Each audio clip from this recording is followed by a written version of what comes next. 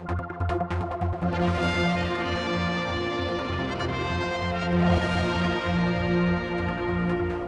I'm joined this Friday by the Chief Minister, and obviously you must be very delighted that everything was tickety-boo as far as the changes you wanted for government. It sailed through.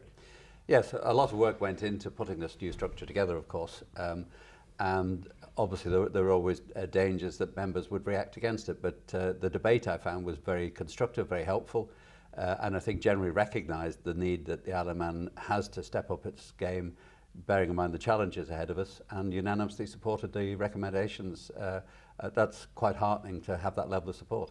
Did you have to do a lot of chit-chatting behind the scenes then before you went public? Members have had a presentation, and in fact members have had a couple of presentations on different aspects of it, and I've spoken to a number of members who had concerns independently, and of course all members had the opportunity during the consultation period to write to us with alternative proposals.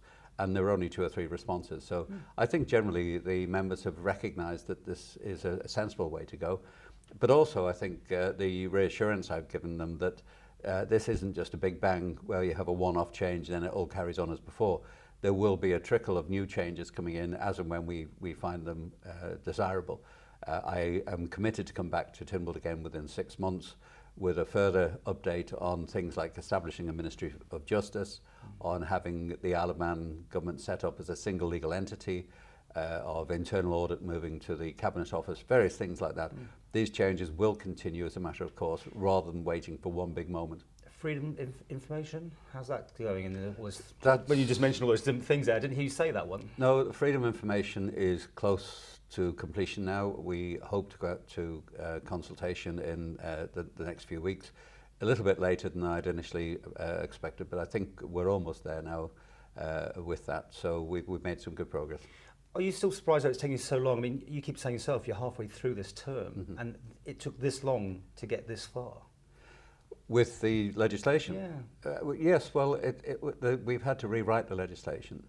We want something that's appropriate for the IoM. A lot of work has gone in. We've got to get this right. If we get this legislation wrong, it could be very costly, both in terms of finances for government, it could be very disruptive for government, but also it could be the public won't get the information they want. So we've got to get the legislation right. And we do have an internal problem in the Attorney General's office, insofar as we are really struggling to get legal draftsmen. There's a shortage worldwide of legal draftsmen to actually do the work. So they're under huge pressure at the moment to get all the urgent legislation through. Jersey went ahead, didn't they? Are you keeping an eye on what they did? Or? We're watching all the jurisdictions. Jersey, I don't know whether it's actually implemented yet or not. They, I think, had second thoughts after they'd started on it because of the cost involved in it. But we obviously have to keep an eye on cost. We can't afford an expensive process, but equally we can't have legislation which either denies the public the information they want or just gums up the whole workings of government. You kept bounding £1 million around at one stage. I think that's what Jersey were coming up with. Is it going to be less than that now? Well, that was the figure we were basing our assessment on, which is what Jersey said. In fact, I think their figure was higher than that in the end. We are hopeful that we will come in well below that, and that's what we're trying to tailor at the moment. Okay, you've also released some information today that you're going to try and save another £4 million, a bit more pulling together of different people, yes. Less duplication, I suppose, is it? Yes, and this is part of the ongoing centralisation of various services that we provide across government. You've seen the headlines this week of the major changes, the departmental restructuring, etc. But underneath that, there's a sort of second level of savings which are going on, mostly related to the work that's been done on the scope of government review. As you know, we've been looking at that for the last 12 months. All departments have been asked to come back with their suggestions for further savings, and this is the consequence of that, and it will mean better coordination of things like cleaning, of catering, and various other services that the government provides. And you're going to have this new Cabinet Office. It all sounds very grand. Yeah, the Cabinet Office is a new departure for government. It's designed in the main to focus and centrally drive the reforms and changes we need across government. Its title is Policy and Reform, and it's to take a more strategic view long-term of where the IoM needs to go on a number of areas, which will be cross-departmental rather than conflict with the direct departmental responsibilities.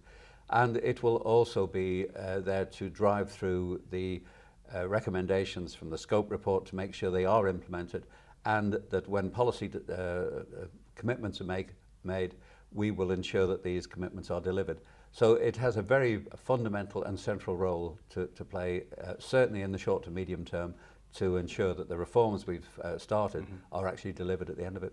Well, certainly everything's moving along in the sense of it's a new year. You've got these changes through. You're about to have a reshuffle. You've got a few excitable backbenchers looking for their first ministerial position, and a couple that we almost seem to know about who are quite happy now to stand down. You've got to make a decision. I think, is it by March in time? The new structure of government comes in on the 1st of April. Therefore, I've got to have a reshuffle completed, certainly by early March. I'll be going to China for a week in the middle of March as well to meet government officials out there. So ideally, I'd like to get the reshuffle out of the way before I go to China. We are at the halfway stage at the moment. We do have a new structure to work within. We have a smaller government to work within, so it will need some careful thought, I think, as to how the new lineup works. But when the new lineup is in place, they are going to have to work hard to deliver this new agenda. It's not a reshuffle to further individuals' political careers. It's not there for an easy ride. It is going to be very difficult, very challenging for everyone coming into the new cabinet. We only have a couple of years working time left before the next election. We've got to make that count.